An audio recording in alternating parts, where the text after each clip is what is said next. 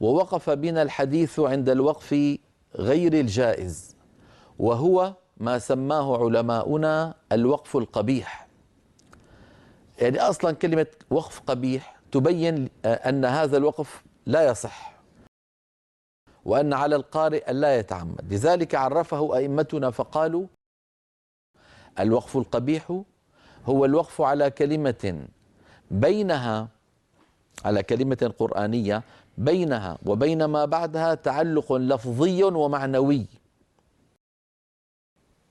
إلى هنا يشبه الوقف الحسن.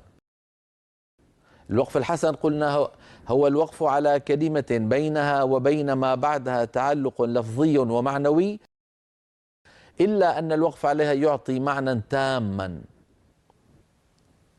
في الحسن. هنا نقول في القبيح هو الوقف على كلمة قرآنية بينها وبين ما بعدها تعلق لفظي ومعنوي، إلا أن الوقف عليها يعطي معنى ناقصا أو خاطئا. يعطي معنى ناقصا،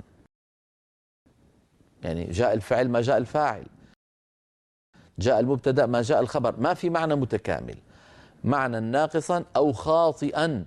أحيانا الإنسان يقف وقف يغير المعنى، يعكس المطلوب من الإنسان. قد يكون منه مطلوب شيء، فإذا أسأنا الوقف أسأنا المعنى، وهذا أمر خطير جدا. لذلك سماه أئمتنا الوقف القبيح. لكننا بشر أيها الإخوة، بشر نخطئ ونصيب، وقد يقف الواحد منا غير منتبه على كلمة الوقف عليها قبيح، أو يضيق نفسه، أو يحدث له طارئ، فإن وقف غير متعمد مضطرا ناسيا غير منتبه إلى فساد المعنى على كلمة تعطي معنى قبيحا، ماذا يفعل؟ أولا لا شيء عليه، لأنه لم يتعمد ذلك. لم يتعمد ذلك. ربنا لا تؤاخذنا إن نسينا أو أخطأنا. فماذا يفعل إن وقف وقفا قبيحا؟ يعود إلى الوراء كلمة كلمتين ثلاثة حتى يربط الكلام بعضه ببعض، ولا يبدأ بما بعد الوقف القبيح. دائما الأمثلة تبين القاعدة. يعني مثلا لو قلت في الفاتحة: الحمد لله رب شو؟ رب إيش؟ هذا معنى ناقص. انتبهنا كيف؟ من البسملة باسم، لو قال واحد باسم إيش؟ أرأيتم كيف أن الوقف الحمد لله، لو قال الحمد إيش؟ أو الحمد لله رب، هذه كلها أوقاف قبيحة، لأنها تعطي معنى ناقصا، وقد تعطي معنى مرفوضا. يعني مثلا عندنا في قوله تعالى، طبعا كلما كان المعنى المرفوض أو الخاطئ كلما كان يعني يتعلق بالله عز وجل يكون أقبح. انتبهوا، إذا كان يعني قد يتعلق بالأحكام الشرعية، قد يتعلق بالله عز وجل فيكون أقبح وأقبح. مثلا: يا أيها الذين آمنوا لا تقربوا الصلاة. شلون ما نقرب الصلاة؟ أيعقل أن الله عز وجل يأمرنا ألا نقرب الصلاة؟ هذا معنى خاطئ، معنى خاطئ. لا تقربوا الصلاة وأنتم سكارى. حتى صارت هذه الآية مثلا بين الناس في من يأتي بنصف الحقيقة فيقول له الآخر: يا أخي لا تقل لا تقربوا الصلاة، كمل وقل وأنتم سكارى. إذن حتى يكتمل المعنى. قد يقول قائل: فماذا أفعل إن ضاق نفسي؟ يا أخي تجنب الوقف على هذه الكلمة. إن كنت مثلا تقرأ في آخر البقرة: ربنا ولا تحمل علينا إصرا كما، وقف على كما، لكن لا تقول كما حملته، لأن المعنى قد يظن بأن الذي حمله هو الله.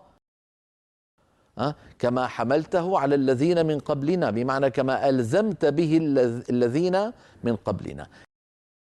إما أن تأتي بالمعنى كاملا أو تقول كما. مثلا المثال الذي أتينا به: يا أيها الذين آمنوا لا تقربوا، هذا معنى قبيح، لكن أخف قبحه، أخف من لا تقربوا الصلاة. أو نقول لا تقربوا الصلاة وأنتم، المهم لا نقف على لا تقربوا الصلاة. والقرآن العظيم مليء بالأمثلة التي فيها وقف قبيح. أعود فأقول: كلما كان الوقف القبيح يتعلق بالله عز وجل سبحانه وتعالى، تعالى عن كل نقص جل جلاله، كلما كان الوقف القبيح يتعلق به جل جلاله كلما كان أقبح من غيره. إذن قد يكون هناك وقف قبيح وقد يكون هناك وقف أقبح، فلينتبه إلى ذلك. نأتي إلى اللوحة التعليمية الأولى في حلقة اليوم التي تبين لنا قول إمامنا الجزري رحمه الله: وغير ما تم قبيح، يعني وغير ما تم، ما تم أي ما تم معناه، وغير ما تم معناه يعني إن قرأت فلم يأتي الفعل والفاعل أو المبتدأ والخبر وهما ركن الجملة في العربية فهذا قبيح. جاء الفعل ولم يأتي الفاعل، مبتدأ جاء ولم يأتي الخبر. انتبهنا؟ ثم قال: وله الوقف مضطرا، إذا اضطر الإنسان يقف حتى على القبيح، لكن ماذا يفعل؟ ويبدأ قبله. نعود إلى اللوحة: وغير ما تم، وأعود فأقول أي تم معناه قبيح، وله الوقف مضطرا ويبدأ قبله. نرى تعريف الوقف القبيح. الوقف القبيح هو الوقف على كلمة قرآنية بينها وبين ما بعدها تعلق لفظي ومعنوي. أرأيتم إلى الآن يشبه الوقف الحسن.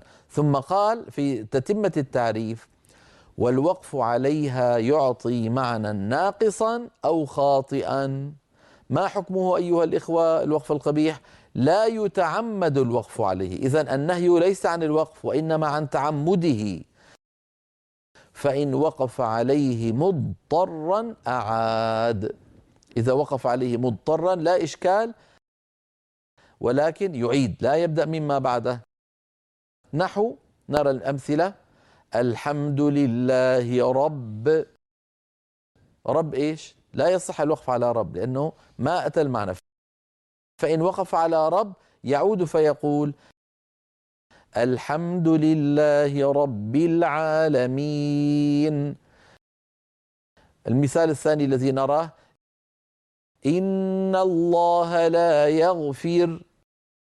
كيف لا يغفر جل جلاله؟ ومن يغفر الذنوب إلا الله. هذا معنى خاطئ جدا. فإن وقف يعني لسبب ما مضطرا يعود فيقول: إن الله لا يغفر أن يشرك به. كذلك المثال الثالث الذي نراه والذي شرحته منذ قليل: يا أيها الذين آمنوا لا تقربوا الصلاة. لا يوقف عليها أيها الإخوة. فإن وقف بالخطأ بالسهو يعود فيقول: لا تقربوا الصلاة وأنتم سكارى. المثال الأخير الذي نرى في هذه اللوحة على لسان إخوة يوسف لما أتوا أباهم فقالوا: وتركنا يوسف عند متاعنا فأكله. لو وقفنا على فأكله قد يظن بأن يوسف عليه السلام أكل متاعهم. انتبهنا كيف؟ تركنا يوسف عند متاعنا فأكله. أكله الهاء ضمير، والضمير يعود إلى أقرب مذكور في لغة العرب، وأقرب مذكور هنا المتاع، لذلك لا يوقف على هذه الكلمة. ولو وقف عن طريق الخطأ يعود فيقول: وتركنا يوسف عند متاعنا فأكله الذئب، حتى يبين بأن أكله فاعله هو الذئب وليس يوسف عليه السلام.